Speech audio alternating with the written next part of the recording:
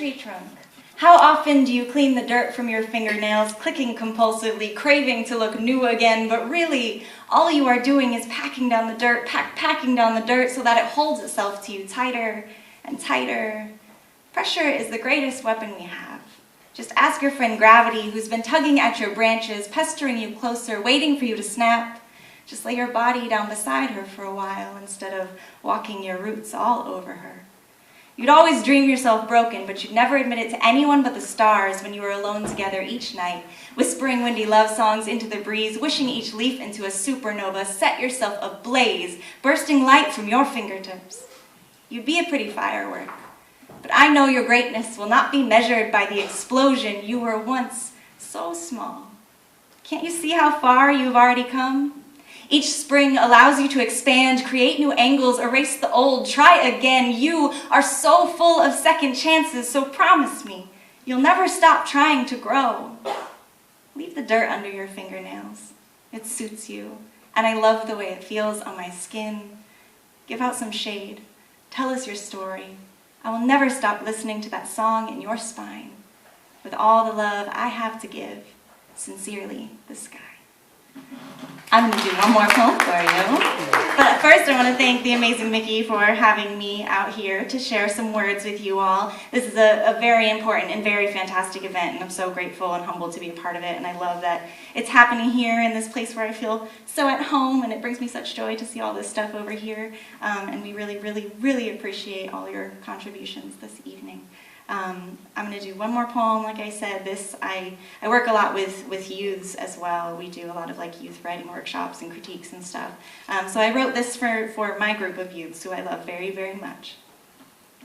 I found you sitting at the electric table where we constantly gather to talk out our traumas and make something more from the splintered floorboards, and I want to stop time and tie you back together with a soft linen ribbon. I want to hold you the way my car holds me on long drives down scenic highways.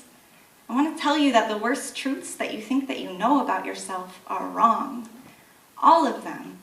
Even if you keep on writing and rewriting your mistakes into stanzas and sharing them on stage, I know those poems could never be you. Because poems are people, y'all. People are people. And poems are just slow dances with the moments that we turn down the volume long enough to remember that we are a part of the whole spin of the earth, a holy locomotive we are on endlessly. Even when we find that fresh patch of dirt to dig our death into, we are alive within the soil and the steam, and that is so beautiful. But stop romanticizing that bone rattle we all end up rolling into one day.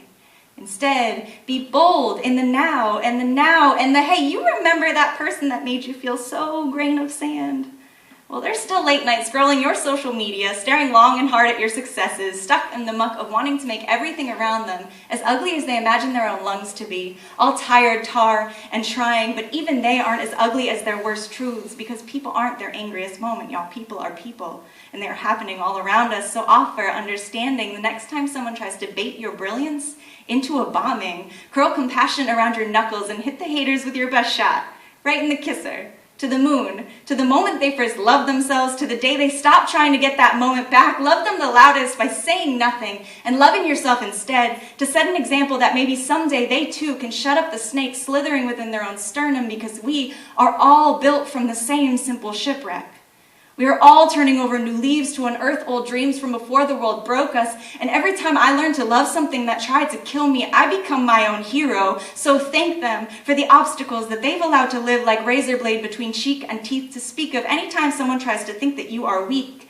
And once you've gone ahead and offered these gifts to a few, don't forget to take the time to turn around, come back inside, to the table where you left that shadow of yourself scrolling out the long lists of all your wrongs, and tell them it is time to stop setting fire to the past just to remember how much it all burned. Give them water. Give them rest. Because the tools that you use to save others can still save you too. Thank you.